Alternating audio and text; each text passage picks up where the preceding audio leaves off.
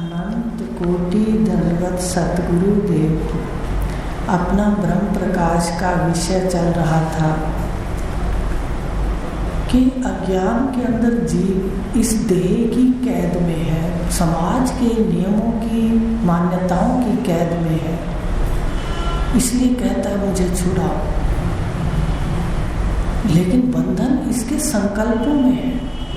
आप नित्य मुक्त हो सका, बहुत बार आपको दिखा दिया। तो इस प्रकार ये सारा दिन व्यवहार करके अपना आश्रय इसका आत्मा है। कितना ही व्यवहार करे, कितना ही वस्तुओं के पीछे भागे, पर विश्राम अपने घर में पाता है, आत्मा में। तो कहा सारा दिन विषय पदार्थों की इच्छा में, 420 श्लोक है, भटके व्याकुल हुए, कभी जागृत कभी स्वप्न में अपना चैन खोए। सारा दिन इस जीव को, अज्ञानी को चैन नहीं आता। थोड़ी देर आएगा, थोड़ी देर वो खुश हो जाएगा, ये प्राप्त हुआ, पर थोड़ी देर के बाद फिर उसकी कोई और इच्छा जग जाती है। इसलिए वो इसी में भटकता रहता है, व्यवहार के अंदर। और कभी जागृत में आकर के विषयों को खोजता है, और फिर कुछ संस्कार रह जाते हैं जो पूरे नहीं होते, तो सपन में देखता है। जो जागृत में इच्छाएं पूरी नहीं होती, तो वो स्वप्न के अंदर उसको संस्कारों से आकार बना के उसको देखता है। बस इस संस्कारों के भोगों से बाहर नहीं निकल पाता बिना तत्वज्ञ पुरुष के। सारा दिन इसी में व्यवहार करता है, और पूजा पाठ भी करता है, वो भी अपनी मर्जी से करता है। वो भी ये नहीं कि साधना करे, वो भी इसका मर्जी से होता है कि मैं ऐसे व्रत करूं, ऐसे नियम करूं। अगर साधना है नियमित रूप से, उसमें नहीं बंधता। संसार के बंधन छुड़ाने के लिए हमें पहले परमात्मा के बंधनों को मानना पड़ेगा। उसके बाद ज्ञान होते ही बंधन खुल जाएंगे कि तुम सदा मुक्त हो।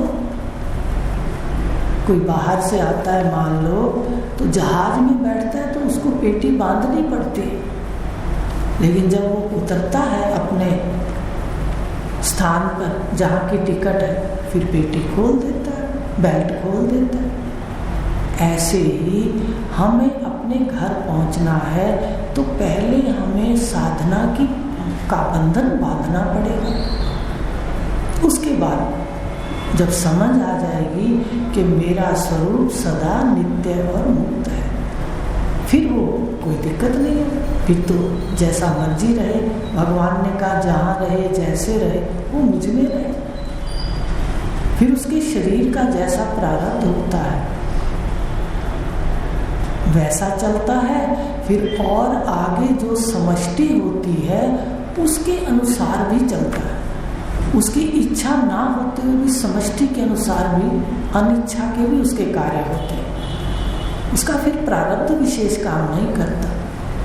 तो पहले बंधनों से छूटने के लिए, स्वस्थ होने के लिए, स्व में स्थित होने के लिए हमें साधना के बंधनों से तो बंधना पड़ेगा। कि ऐसे कहते हैं ना आपको, भाई 23 घंटे झूठ को दे दो, 1 घंटा जीवन में बचा लो, नहीं तो पछताओगे। ये तो छूट जाएगा, नहीं छोड़ोगे तो छुड़ा लिए जाएंगे। नहीं छोड़ेंगे, वृद्ध हो जाएंगे तो फटाफट आएंगे, भाई कहीं शरीर ना छूट जाए, अंगूठे लगवा लो जल्दी से। इसलिए इनसे वर्तते हुए हमें 1 घंटा सत्य को देना है। सत्य हमारे साथ रहेगा, झूठ में व्यवहार करके निकल जाओ। उल्टा इसका पूरा यात्रा में आनंद लो जानकारी से। तो इस प्रकार कहा कि जागृत और स्वप्न में ये अज्ञान में बेचैन ही रहता है। जागृत में भी भागता है विषयों के पीछे, बेचैन रहता है। स्वप्न में भी भागता है तो बेचैन रहता है।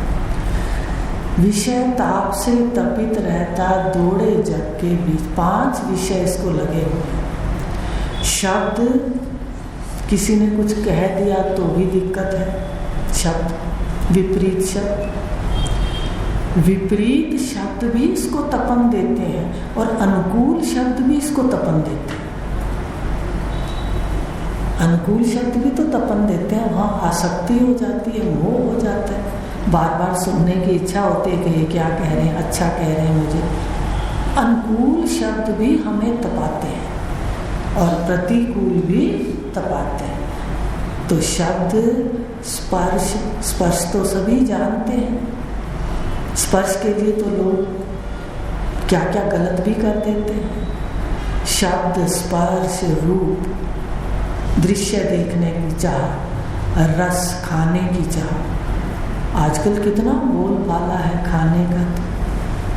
तो सबसे ज्यादा भीड़ आज खाने पीने की, होटलों में कहो या जहाँ भी है स्थान खाने पीने का, सबसे ज्यादा भीड़ वहाँ होती है।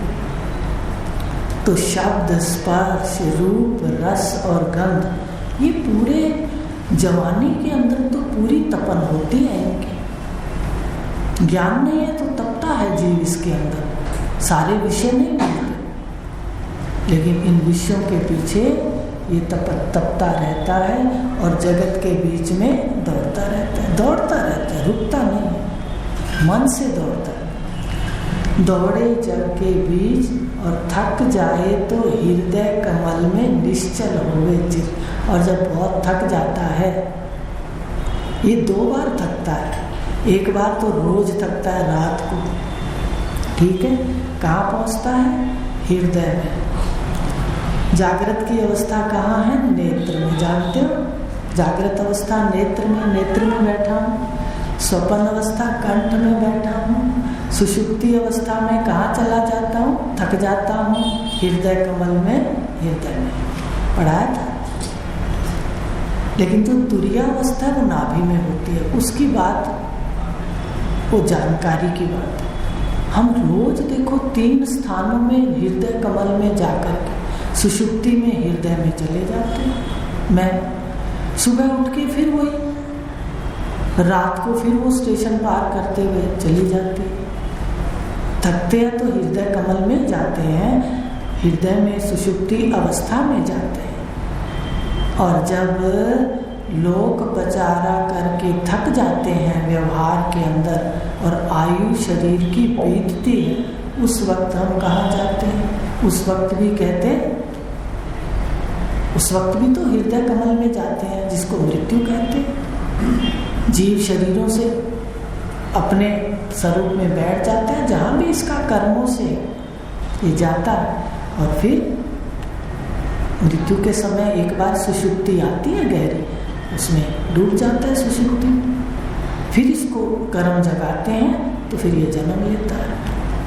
तो 2 बार निद्रा होती है, 2 बार इसकी थकता है। एक बार तो रोज ही थकता है जो हृदय कमल में जाता है, और एक दिन थकता है आखिरी दिन, जब इसके श्वासों की पूंजी आखिरी होती है, तब भी थक के हृदय कमल में चला जाता है।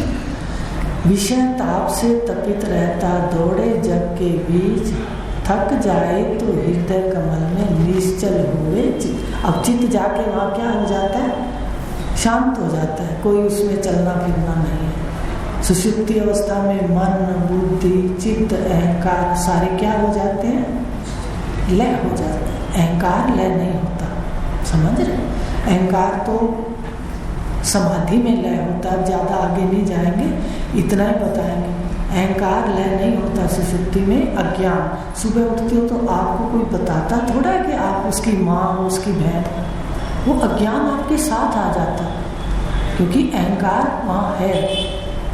पुराने साधक समझेंगे, सुबह फिर वो अहंकार को लेकर माँ, बहन, भाई बन भी जाता है और सब रिश्ते नाते व्यवहार भी करता है। ये सारा मन बुद्धि का खेल चलता है। तुम देखो ध्यान से प्रकाशक को, कैसे रात को अपने घर चले जाते हो। अपनी मैं से बात हो रही है, जो जीव है उसकी बात चल रही है। रात को घर चले जाते हो और फिर जब इस यात्रा रोज खत्म हो जाती है, तब भी घर जाते हो तो अंदर जाते हो। अब जानकार अंदर जाता है, अज्ञानी बाहर निकल जाता है। देखो आने का तो एक रास्ता है, ब्रह्मरंध्र जानते हो? और जाने के कितने रास्ते हैं? 11 हैं, 9 नहीं, 11 हैं। उपनिषदों में 11 है और भगवान ने 9 कहे। इशारा किया उन्होंने भी। ब्रह्मरंध्र से भी जाता है, योगी जाता है, और नाभि से भी जाता है। 11 द्वार हैं। तो इस प्रकार कहा, ये फिर अज्ञानी इधर निकल जाता है और ज्ञानी अपने घर चला जाता है। ये फर्क है। इसमें आया ना, तो ये भी ध्यान दो कि अज्ञान है तो हम विषयों की ओर जाकर के किसी के शब्द में, किसी के स्पर्श में, मोह में इधर निकल जाते हैं दरवाजों से। 9 द्वार, 11 द्वार हैं। ब्रह्मरंध्र से सिर्फ योगी जाता है, ब्रह्म ज्ञानी कहीं नहीं जाता, जानते हो। उसके प्राण उत्क्रमण नहीं करते। एक दिन आपको दिखेगा, आप सब बातों के दर्शन करोगे। तो इस प्रकार कहा कि ये जो तपता रहता है और भागता रहता है जगत में, अब 2 बार थकता है। तो रोज थकता है नींद में, और दूसरा सकता है बड़ी नींद में। बड़ी नींद कहते हैं मृत्यु। रूपांतरण है ना, एक शरीर के बाद देहांतरण, रूपांतरण। 2 तरह की थकावट है। तो ये भागता है और विषयों में भाग भाग के थक जाता है रोज भी, और एक दिन थक के मृत्यु को प्राप्त हो जाता है। अब जहाँ ये चित्त निश्चल हो जाता है तो ये सुषुप्ति अवस्था है। यही सुषुप्ति अवस्था कहा है, 42 श्लोक है। यही सुषुप्ति अवस्था कहा है, जहाँ थक के ये निश्चल हो जाता है चित्त। चित्त माने मन भी है, बुद्धि भी है। ये निश्चल हो जाता है, कोई काम नहीं करते, एकदम शांत हो जाते हैं। तो ये अवस्था कौन सी है? जहाँ सब शांत हो जाते हैं, वो है सुषुप्ति अवस्था। अंतःकरण यहीं लय होवे, ब्रह्म प्रकाश। यही सुषुप्ति अवस्था कहा है, यही कहा है अज्ञान। अज्ञान समझा दिया आपको। यहाँ सुषुप्ति अवस्था में आपका स्वरूप भी है और अपने स्वरूप का ज्ञान भी है, आनंद का ज्ञान भी है। और अंतःकरण भी क्या होता है? सारा मन बुद्धि चित्त लय हो जाता है। चौथा पुर्जा नहीं लय होता, समझ रहे हो? अंतःकरण का मतलब 3 पुर्जे, और चौथा होता है समाधि में। क्या लक्षण है? आप कहोगे आपने कह दिया अंतःकरण लय नहीं होता, तो क्या लक्षण है पता चले। अंतःकरण जब लय होता है, 3 लय होते हैं, ये मन बुद्धि चित्त, तो उस समय हमारे नाखून भी बढ़ते हैं, हमारा ब्लड सर्कुलेशन भी चलता है, हमारे बाल भी बढ़ते हैं, समझ रहे हो। और जब समाधि लग जाती है तो ये बढ़ना बंद हो जाता है सब। क्यों? क्योंकि वहाँ अहंकार नहीं होता। अहंकार है तो बढ़ता है सब कुछ, और अहंकार नहीं होता तो सारा बढ़ना, समाधि में प्राण भी सूक्ष्म हो जाते हैं। कई बार डॉक्टर कह देते हैं भाई ये तो शरीर छोड़ गया, सुना होगा आपने। बाल भी नहीं बढ़ते, कोई ब्लड खून भी नहीं चलता, ऐसा हो जाता है शरीर। पर मरे जैसा नहीं होता, उज्जवल रहता, क्योंकि जीवात्मा व्याप्त है। तो कहने का मतलब 3 का लय होता है, ये भी पक्का कर लो। अहंकार वहाँ राज करता है, सुषुप्ति में बताया था। जागृत में बुद्धि राज करती है, स्वप्न में मन राज करता है, वो राजा होता है, और सुषुप्ति में अहंकार राजा होता है। तो अहंकार का लय नहीं, अंतःकरण है, 3 पुर्जे लय हो जाते हैं। पर किसके आश्रित लय हो जाते हैं? प्रकाशक के, आत्मा के, आप के। वो आप, वो ध्यान से देखो, इसको कहते हैं अधिष्ठान। आत्मा क्या है? इस अंतःकरण के लय का अधिष्ठान। सुषुप्ति अवस्था का क्या है? अधिष्ठान। तो आपका नाम है सृष्टि का, तीनों सृष्टियों का अधिष्ठान।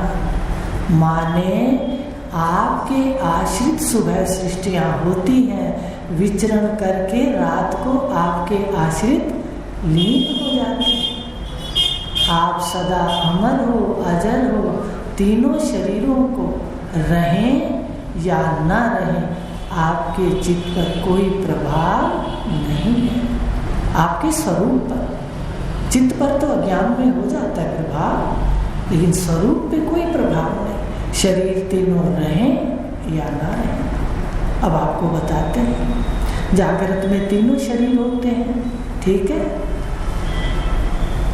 और सुषुप्ति में अगर अपने स्वरूप में बैठ जाते हो तो तीनों शरीर आपके सामने हैं। तो बताइए, अब शरीर लय हो जाए तो भी आप प्रकाशक हो, सदा हो, ज्ञाता हो, जान रहे हो। कुछ लोग तो जान रहे होंगे, मुझे भी दिख रहा है कौन कौन जान रहे हैं। जब कहते थे गुरुदेव बेटे सामने अंतःकरण ऐसे नग्न होते हैं, मेरे मन में आता था अंतःकरण कैसे नग्न होंगे? हमारा इतना शरीर है, उसके अंदर छुपा हुआ मन है, बुद्धि है, ये कहते हैं नग्न होते हैं ब्रह्मज्ञानी के सामने। तो वास्तव में साधना करते हो तो दिखता रहता है कि भाई ये कहाँ तक बैठा है, वो कहाँ तक बैठा है। तो इसलिए ध्यान से देखो कि सुषुप्ति में शरीर लय है तो भी तुम बैठे हो, ज्ञाता हो, चेतन हो, अमर हो, आत्मा। और जब तीन शरीर काम कर रहे हैं तो भी तुम आत्मा हो, चेतन हो, ज्ञाता हो, अजर अमर हो। अपने स्वरूप को याद रखो। ये तो प्रतीति है, उत्पत्ति, स्थिति और लय। इसके लय को कोई बचा नहीं सकता और आपके अमरता को कोई छुड़ा नहीं सकता, इसके लय को बचा नहीं सकता। अब कोई अजर अमर इसको करना चाहे, ये तो रावण और कंस जैसी भूल है। इसलिए जो जैसा है उसको वैसा जान ले, उल्टा इसका लाभ ले लो। जितना समय शरीर है इसका लाभ ले लो। तो इस प्रकार कहा कि यही सुषुप्ति है जहाँ तीनों शरीर सो जाते हैं, यही अज्ञान है, यही अंतःकरण लय है और यही तू ज्ञाता अधिष्ठान है। अधिष्ठान कहते हैं जिसके आश्रित उत्पत्ति लय। तो आप गहराई से आज का घर का काम है, देख के आना। सुबह उठते हो तो सृष्टि फुरफुर करती उठती है, रात को धीरे धीरे फुरफुर करती लय हो जाती है। आप ज्यों के त्यों। आज इतना लेंगे, कल आगे लेंगे 23 श्लोक के। फिर 6 लहरें होती हैं। जब आप उठते हो तो आपके पास 6 लहरें उठती हैं, ये कल लेंगे। ओम